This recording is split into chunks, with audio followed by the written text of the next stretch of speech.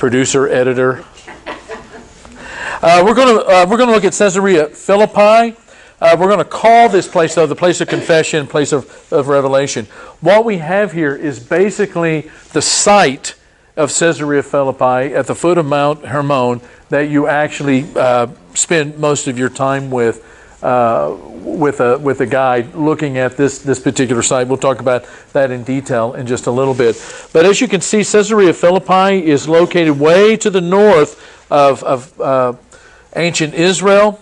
Last week, I showed you that there is actually another lake that is north of the Sea of Galilee, and also mentioned that there's all kinds of alternative spellings. You usually find it H-U-L-A, Hula, but this is spelled as H-U-L-E-H, Hule.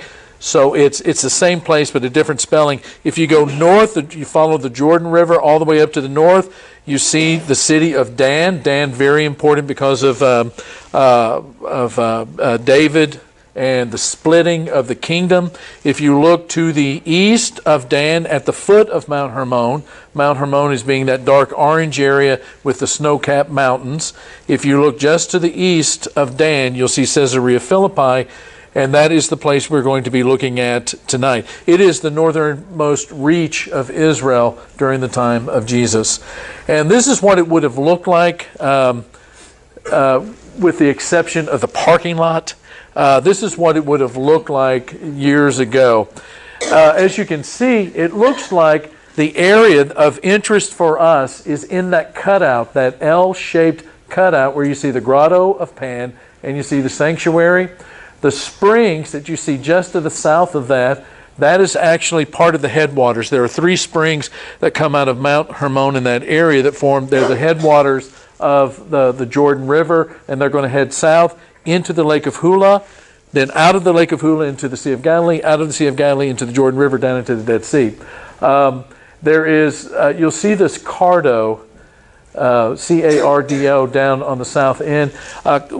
Cardo is just Latin for heart, and the Cardo Maximus is the main thoroughfare, or the heart, the main heart of a city. And that is an area that's actually being discovered right now. As you can see, it's right in the middle of the Crusader city. You don't really spend a lot of time in the Crusader city. You're mainly going to be in that area where you see the Grotto of Pan and you see the sanctuary. An artist has depicted what this would look like during the time of Jesus. It would have looked something like this. You'll notice that on the left is a white marble temple. That would have been the temple to Augustus. Behind it, you'll see a big cave. We'll talk about the cave in a minute. If you go to the right, you'll see some niches that are cut into the rock wall. That is the shrine or the sanctuary of Pan. And then you have, next to that, you have the temple to Zeus. Next to it, on the blocks that have been raised up, you have the temple tomb of the sacred goats. Nobody really knows what that's all about. And then right below it, you'll see that white area that has kind of a semicircle at one end, a lot of people in it. That is the shrine to the dancing goats. And again, you know, even though this is associated with Pan, who's half man, half goat, not a lot of detail as to what was happening in that area with the dancing goats. We're actually going to see this site without the temples, of course, but we're going to see this site in the pictures in just a few minutes. This gives you kind of a perspective of what it would look like during the time of Jesus. Some notes on Caesarea Philippi. Number one, it's a Roman city. Located on the southwest slope of Mount Hermon. Mount Hermon is kind of the mountain du jour when it comes to discussion on the transfiguration of Jesus that takes place after the confession that is in the Caesarea Philippi region. And it's a beautiful mountain. You can see it from just about all over Israel if the skies are clear and there's snow up on the top of it. It's a really, really pretty mountain. Back in the 90s, when we were in this area, we actually heard gunfire up in that area of the Golan Heights. We don't know what it was. You know, obviously somebody was shooting something, you know, in that area. We were actually in Dan, and we were standing in some bunkers from the wars, you know, of the last century that had happened in Israel when we heard some of that. So it's still, it's still a pretty active political area in the world today. It's 25 miles north of the Sea of Galilee. It will take you a little, I figure from the Sea of Galilee, it took us probably 45 minutes to an hour to get there. It is rather a windy road getting up there, and you actually go through some towns, some really famous towns in the history of modern Israel.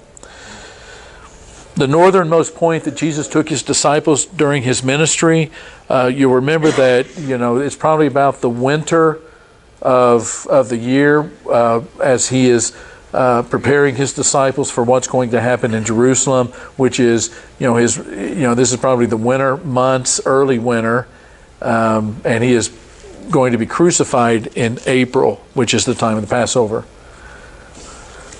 It's mentioned in the Gospels of Matthew and Luke. In a couple of minutes, we'll talk about where it may have been mentioned in the Old Testament as a different name. It is associated with the god Pan, which Wayne is going to talk about in just a minute. The history of it is fairly interesting. In the 330s BC, Alexander the Great, as you know, he's just conquering the world, and everybody is just falling before him. The same thing happens when he gets to Palestine, and he is on his way to Africa when he dies, but he has basically taken Palestine from the Persians very, very easily. And, he's up in this region where Caesarea Phillipi is located. It is gorgeous up there. It is really a beautiful piece of earth, and he is really smitten with it. He really loves it, and he decides that he's going to start putting some shrines up. Alexander the Great was very much a Hellenizer. Well, you'll know that he never makes it to Africa. He dies, and he has two generals, the Seleucid family and the Ptolemy family. The Ptolemy family out of Egypt are in control of Palestine. The Seleucids out of Syria end up taking it from them, and then this is where the Hellenizing starts again, which leads to the Maccabean revolt and the Jewish people revolting against the Seleucids. This is one of Alexander the Great's generals in about 150 BC. These representatives of Antiochus Epiphanes, come into the village of Modane. They're going to make the Jewish people there worship a pagan sacrifice.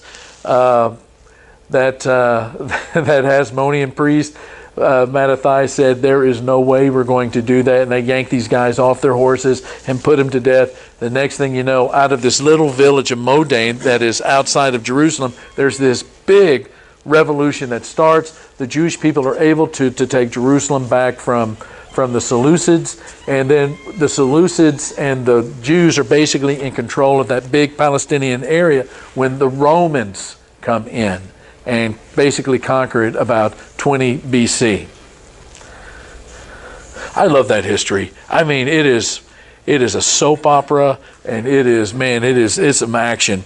The city was called Panias for the Greek god Pan. I think I've mentioned before that there's no B in the Arabic language, in the Arabic alphabet, so you may see it on maps. And again, this is where you see one of the different spellings. It's known as, there's no P, and they pronounce it as Banyas, They can't pronounce the P, Panias, and they make it Banyas.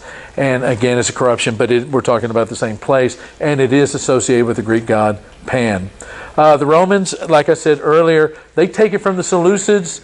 The Seleucids, are off the history map at this point. Augustus, who is emperor of the world, Rome is making a gigantic, spreading reach and arch out over the land. He decides to give this land, this territory, to Herod the Great, who has just become king of the Jews in 20 BC. And what Herod decides to do is to build a temple to Augustus, known as the Augusteum. He does this the very next year in 19 BC. Interesting thing is that, these are really beautiful temples. The one to Zeus, the one to Augustus that are there, they're made out of white tile. It's beautiful. They probably had to have this at great cost shipped in. And then finally, after Herod the Great dies in 4 BC, the land of Israel is divided by Rome between his three sons. Archelaus is the one in the south. He's crazy. He's worse than his father Herod when it comes to cruelty and brutality. There's a story that Jesus tells where a king, a guy that wants to be a king, goes off to a far country to be made king, and a group of people follow after him and say to the big king, "We don't want this guy to be our king anymore." And the rumor that got to Caesar was that Archelaus was bloody, and he was meaner than Herod. And you'll remember Augustus said it would be better to be Herod's pig than his son. He killed his sons.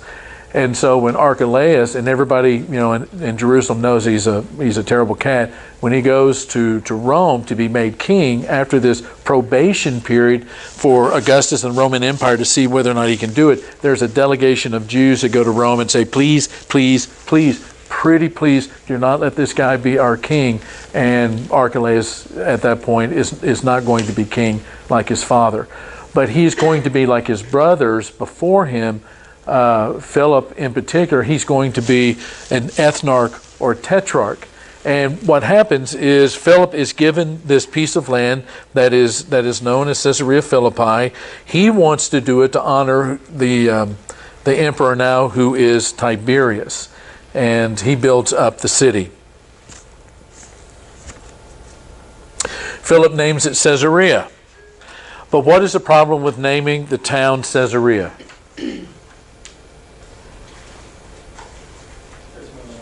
There's more than one Caesarea. I mean, if you say Paris, am I going to think Paris, France, or Paris, Texas? There's more than one Caesarea. So Caesarea Maritima is the one that is on the seaside, Maritima, Latin for seaside. And this one is going to be called Caesarea Philippi in honor of Philip, who is the one that actually built the city up and made it really, really beautiful. It was also known at a later date as Neronius. Who was the city named after when it was called Neronius?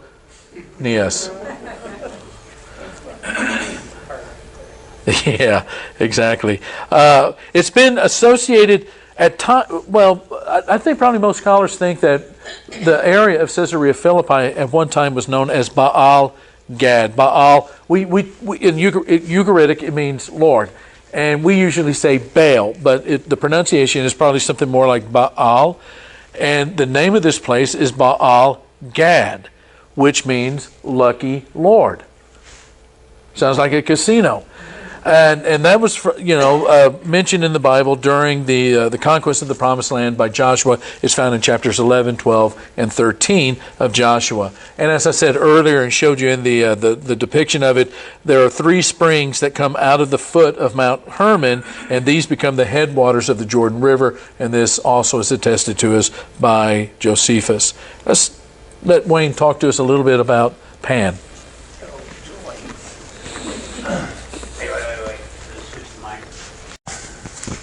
How does this work? Yeah, just click it on and Good to go? Good to go. Okay, Pan, interesting little guy, I guess. I just swing this mark. Oop, I went the wrong way, I guess. Yeah, just touch it. Just touch it. You're going. One more. One more. One more. Keep going. Now just touch it. Just touch it. Touch it. Boom. Known as the god of desolate places. He had kind of a lot of stuff. He's known as the god of the wild, god of shepherds, flocks, pretty much anything. He was supposedly half goat, half human. Had the legs and horns of a goat, and the hindquarters and the upper body was human. Some pictures that you see of Pan, he has horns. Other pictures, he doesn't. So you really don't know kind of what he is, other than a lot of different things, and was evidently, as we'll get into it, not really all that pretty or nice. Homeland was in Arcadia. pretty much everything that he did was something that dealt with outdoors. God of the fields, God of the glens, also associated with sex, for that matter, because of this fertility, springtime, all that stuff he is associated with. As far as part of his name, we get panic from it. Several different reasons. One, they say he was awakened during his afternoon nap and yelled and scared everybody in the solitary places. Other things that you see that he takes credit for are stopping some attacks because of his looks and stuff. He could also be split up, like he could make different groups. Had all kinds of different stuff. A lot of stuff that you find, revolves around his, I guess, love life. I guess, for that matter, he had, or lack of his love life. Or two in particular. Echo was one. She had some problems of her own. She had I guess a hex put on her, that she could only say things that other people had said. So she really couldn't speak for herself. She didn't really like men that much. She was a great singer and dancer, but basically scored men. That pretty much didn't go very good with Pan, and he had all of his followers kill her, and they scattered her all over the world for as much as it is. And it goes back to Narcissus, that he actually conned her into something, into a pool, so let that go. Cyrenex was another one. Pan is known to, I guess his group were called nymphs. Cyrenex was the daughter of a river god. His name was Ladon, or Ladon.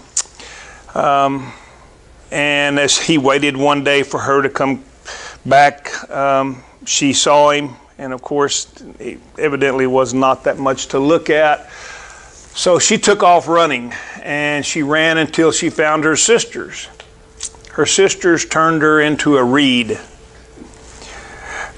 At least that's what it says. And Pan didn't like that, so he went, and he didn't know which reed she was, so he ended up cutting 7, they say, or 9. He put them together side by side, cut the tops from tall. What he ended up doing was making the Pan flute, or the flute that was named after her.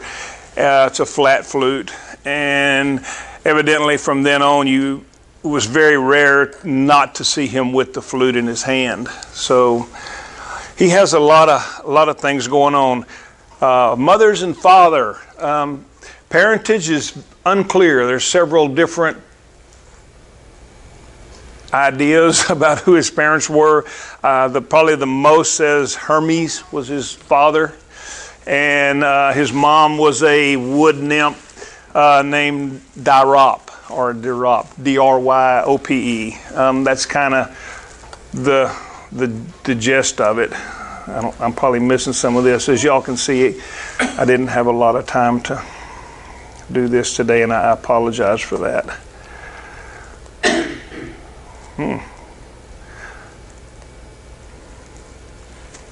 No, that was talking about Echo. There, some of the headwaters that you're going to see. It's really, man, the waters are just beautiful up there. They're kind of like, I don't know, the Frio. That's kind of where we're from. They're just beautiful. You can see to the bottom of them. Just really a pretty place. Cave. One thing that I did run into or found or whatever when I was reading about Pan is he was a rustic god, and really was not worshipped in temples themselves. It was worshipped more like in caves, which is kind of what you're going to see. The stuff that Mark showed you with those fronts are backed up to caves, and as we go through this, you'll see, well, this is the little town right next to it, or the city, the cave itself. And then as you go along, you see little niches up into the side of this rock. And all this other stuff that you see that Mark showed y'all in the other pictures with that white stuff coming out, it backs up to it. It's really kind of cool. You can get a little closer. You can see above the top. You'll see there's another little place, and it kind of reminded me of, and I'm not taking a shot at anybody, but it kind of reminded me of the Catholics, where they have the Mother Mary in little places here and there. As you look across this mountain, you'll see these little cutouts that are all in there because they worshipped, Zeus and Pan and everything that goes along with that. But it was, there's a really good, you can see them up on this really well, as you can see them. And then there's the big niche that goes in. And as Mark showed you, they'd built stuff on it. And it's not a big area. It's kind of everything, you have the court of Pan or court of Pan, and you have, there's places of worship that are there. The temple of Zeus is on the right. And then you have the temple of the sacred goats. And like Mark said, there's not really a whole lot about it other than Pan was half goats. I don't know. So that's just part of it. Way back over is the sanctuary. It's back over where the blue and the red people are over there. And these are just pillars and things that are out. Everything kind of moves this way. The sanctuary's over to the thing that he had that looked like a half moon is kind of where she's going. But it's kind of a really cool place. Got a lot of history in there. And that's looking back where the temple of the sacred goats were back in there. As you're looking, as the mountains in front of you, that'll be way to your right. Did I do something to it? And this you can see is the kind of the temple. It goes up, and this is just the base of it, what's left of it, the temple of the sacred goats, which is, I don't know, I guess that's it. Kind of got to use your imagination as far as what that goes.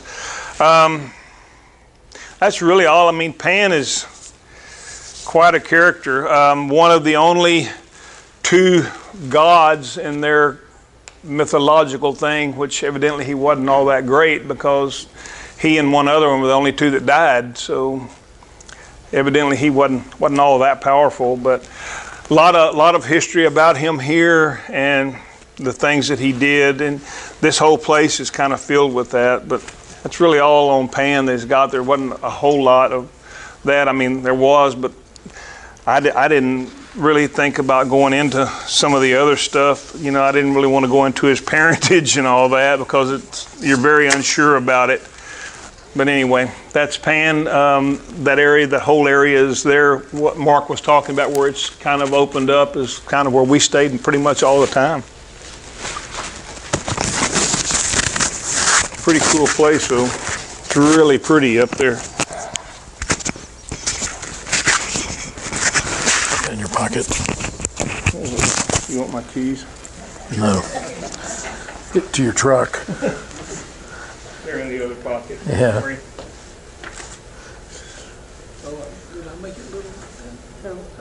There we go. I thought it kind of looked like the Guadalupe a little bit, the river, during a drought, kind of shin deep and very clear. I want to go back to this cave.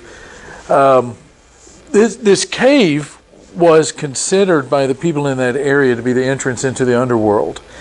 And one of the things that Josephus talks about is that, during his period of time, and even to this day, they've not plumbed all the way to the bottom of it, is that you get a rock, heavy rock, tie a rope around it, and you will not have enough rope to get to the bottom. It just keeps going and going and going and going and going. And one of the reasons why it was considered to be the entrance into the underworld is because it didn't seem to have a stopping place. It went all the way down the ancient world of thinking to the place where bad folk are. And there's a couple of ways that have been described how the ancient sacrifices were done in this particular place.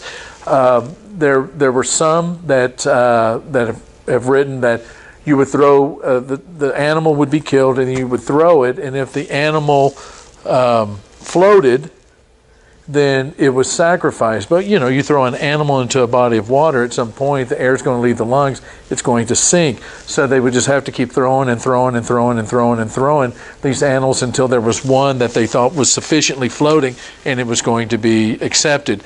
The other way that the sacrifices have been described, and again, that a lot of this is they're trying to piece it together, was that as you saw in that aerial view, not too far from this cave is where the headwaters or the springs come out of the foot of the mountain that become the headwaters of the Jordan River. So they kill the animal, they toss it in, and they make their plea to the gods. They start sacrificing these animals and throwing them in until there was blood that they could see coming out of the springs. So you can just imagine, it would have just been sort of a horrible scene, for these animals, with the number of them that probably had to go into that water before enough could accumulate for blood to come out of the spring. And that was a sign that that the sacrifice was accepted. And so here is this place where outside of Israel, it's a very typical place where these ancient pantheon of gods are going to be worshipped. And it's still kind of a dangerous place. As you can see, they've got a cable across it so that you can't get too close to it. So if you're looking at this area, like Wayne said, this is not a very large area. You can see the cave. There's going to be the temple of Augustus in front of it. Then you see moving, you actually see the platform where the guy with the blue shirt laid with the red pants, that is right in front of that niche and the 5 niches in the wall that form the sanctuary of Pan. You keep coming this direction and you see the column there in about the 7 or 8 o'clock position. You see the girl in the red dress. And by the way, these are all people that we were traveling with in 2016. That would have been where the temple of Zeus was located. You see this raised area right here where you see the blocks that are building a platform. That would have been the temple tomb, and I'll show you the inside of that, a temple tomb of the sacred goats. And then if you were to go straight down, that would take you to the shrine of the dancing goats. So that wall right there, up at the 11 o'clock position, the other picture was looking back towards it. And that's where you saw those stones that were being stacked up. This is the inside of the tomb temple of the sacred goats. And again, goats. My dad had a theory on goats, and it was not a good one. He said if you had 3 goats, you put them in a 10 by 10 by 10 room, concrete, no windows, bury it. A week later, you bring it up, one will be dead, one will be gone, and one will have worms. And that was my dad's theory on goats. It's pretty close. It's pretty close. One of the things that goes with that shrine is they found so many goat bones. There was goat bones everywhere. I'm sure from the sacrifice stuff, but there was tons of goat bones in that particular area. Yeah, and what they don't know is if those goats were actually sacrificed or if they were kind of locked in there. There is a tendency in ancient religions for live things to be locked into tombs, and left there to die. So, lots of questions on that. Here is a picture of a niche, one of the closest you can really kind of get up next to. It's not in the greatest of shape because of all of the erosion of the years, but again, just another way that ancient people practiced religion. The text that is primary for us when it comes to Caesarea Philippi is Matthew chapter 16. And again, Jesus is with his disciples. He has never really fully come out and explained what it meant for him to be the Messiah. And that's what he's going to begin talking about here. He's going to talk about how the Son of Man is going to be crucified and trying to prepare them for what's going to happen some months down the road in Jerusalem. So they come in Matthew chapter 16 to the region of Caesarea Philippi. And Jesus asks his disciples a really important question. In fact, he's going to ask them 2. The first one is, who do you say the Son of Man is?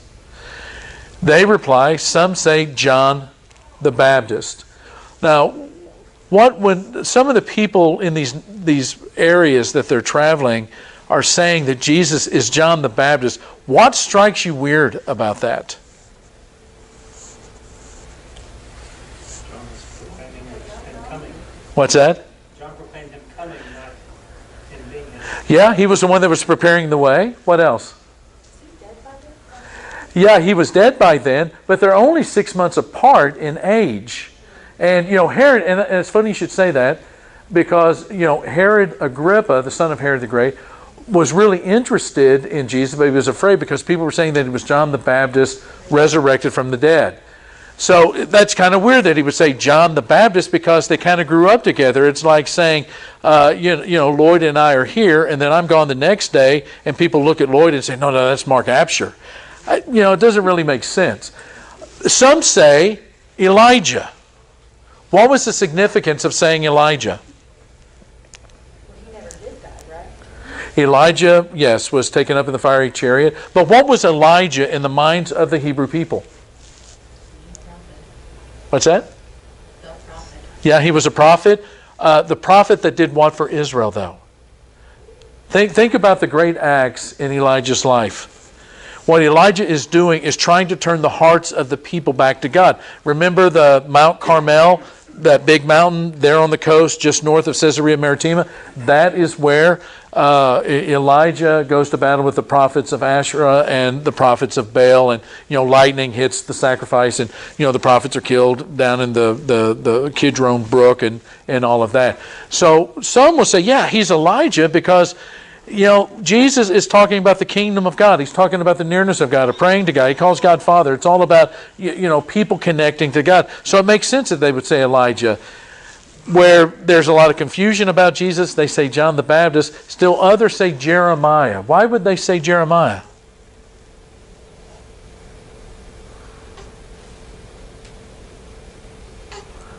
Jeremiah, the same kind of thing. He's the weeping prophet, right? He's the one that's going to weep over Israel. He's going to be in Jerusalem when the Babylonians come down and just shred it, and he's going to be carried off into Egypt against his will. But he is just trying to get people to see God and to see God and to see God, and he's known as the weeping prophet. Who is it that cries over Jerusalem right before he's crucified? Jesus, right? The Mount of Olives. So it sort of makes it, or one of the prophets. So that's the first question, and they give him a lot of answer. He says, okay, but what about you? You are the ones who have been walking around with me for a long time. You've seen me heal. You've seen me teach. You've seen me answer questions. You have seen how I have handled enemies. You have seen me love. You have seen me with marginal people. You've seen all these miracles. Who do you say that I am? Now, Simon Peter is the one that kind of steps up here. And, Simon is sort of portrayed to us in a lot of ways in the Gospels as one that's a little bit impetuous. He's the one that says, okay, Jesus, you're the rabbi, we're fishermen, but because you say so, we'll put our nets on the other side, and, the big haul of fish. Peter's the one that says, everybody else may leave you, but I will never leave you. I will never deny you. I mean, Peter is a bit impetuous, but here Peter is as beautiful and as lovely as a human being can be. And Peter answers, you are the Meshiach, the Messiah, the Christ, the Christos, the anointed one. He takes it a step further. Not only are you the one that we're looking for, you are the Son of the living God. And Jesus replied, blessed are you, Simon, son of Jonah, for this was not revealed to you by flesh and blood, but by my Father in heaven. And I tell you that you are Peter, and on this rock I will build my church. So what has happened in Caesarea Philippi is history has just been 180'd. In Genesis 3, in Genesis 1 and 2, we have the creation of the heavens and earth and everything in between, the Garden of Eden, Adam and Eve, the animals. God is walking with them. It is a beautiful place. And then in Genesis chapter 3, Satan, the serpent, comes to Eve, and there's the temptation. So in the first two chapters, you have this garden, and it's beautiful. And it's not just beautiful, a place where people can be sustained. it's a place of enjoyment. I mean, it's not just you can eat of any of these fruit trees. All of these animals you can name. It's not just a place where people can survive. It is a place where they flourish. There is pleasure there. It's not just eating a banana every day. It's a banana and a kumquat and a peach and an apple. I mean, God has given this variety of food to eat in order for human beings to have pleasure. Now think about your babies when they're born. You cannot have an abstract conversation with them about love. They can't even communicate with you. But how do they know that you love them? What's that? You feed them. You prepare a place for them not only to be able to survive, but a place for them to flourish. They're able to grow up. They get big. They get healthy, there's food, and there comes a point where through the revelation of mom and dad and of the world around them, they know that mom and dad are a safe place. Now, God has created the exact same scenario. And Eve is confronted with a temptation to doubt God, who He is, His identity. And Satan comes in the serpent wisely with kind of a bit of a disdain, a sniff. Did God really say to you that you couldn't even touch, to eat this fruit? And you know how the story goes. And at some point, Eve she decides that the identity of God is not what she thought, or what she had been told, or what she had intuited. Hard, because God knows, believing the serpent, that if I ate of this fruit, I would not die, but I would be like a God. And you know how she eats of the fruit, gives to Adam, he eats of the fruit, and sin is introduced into the world, death is introduced into the world, because human beings did not identify faithfully and accurately the God in front of them. So now we're at Caesarea Philippi. And Jesus says, well, who do you say that I am? And Simon gets it right. And he says, you are the Son of the living God. You are the Anointed One. You're the Messiah. You're the Christ. And Jesus says, that's right. And upon you, that confession that I am the Christ, my kingdom, the church, is going to be built. And then he says, the gates of Hades will never overcome it. And so he's saying, Hades doesn't have a chance. But when I was younger and I would read these passages when I was a kid, I would always, for some reason, I thought of the church with kind of this fortress mentality that, it's a church and, there's no way, Hades is going to be able to get in here, But then I said, well, who fights with gates? Who fights with gates? You don't launch gates at another fortress. The gates are what you close and fortify to keep something on the outside from coming inside. And what Jesus is saying is that upon this confession and the building of my church and through faith, remember there was not faith in God in Genesis 3. God can't be trusted. But for those who say, yes, you are the God, and upon this confession and faith, all of these things, the gates of Hades will not prevail. And he's saying this in the area where all those cats are thinking, that's it over there.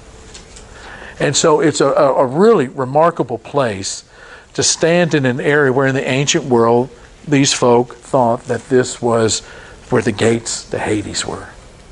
And Jesus is saying, when you get me right, when you understand me and you come to me and you identify me and all of the other things, this is not the complete conversation, right? The conversation is, throughout the Bible is trust. When you get to that place and you identify me, then things are going to be different in the world. And Hades is not going to be able to withstand the power and the glory and the blessing that is in the church. And this is why this is such a cool place, is because you're standing in the place where Jesus is saying the kingdom is not going to be stopped. Remember all the parables he tells about, it's like a mustard seed, and and it's all about this unstoppable power. It may start off small, but it's unstoppable. It will never be stopped. And the gates of Hades will not prevail against it. Not only does he say things are different from here on, but the second thing he says, and this is how it's going to be, I'm going to be betrayed. I'm going to be spat upon. I'm going to be mocked. I'm going to be slapped. And I'm going to be beaten, and I'm going to be tortured, and I'm going to be lied about, and I'm going to be put up onto a cross. But on the third day, I'm going to resurrect. Jesus begins to give this teaching in the area where Jordan and Wayne and I were standing. Where was Jesus when who knows? I mean, there's a lot of woods out there. It says he was in the region of Caesarea Philippi. The mountain is huge. Everybody knew Caesarea Philippi. They knew the city.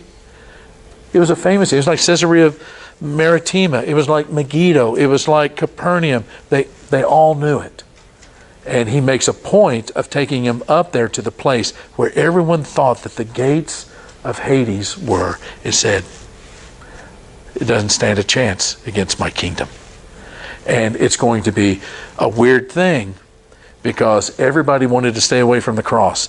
Everybody thought the cross was the problem. Everybody thought that the cross was the worst thing ever invented by men. And Jesus is saying, yes, but at the same time, through the wisdom of God, it becomes the power of God.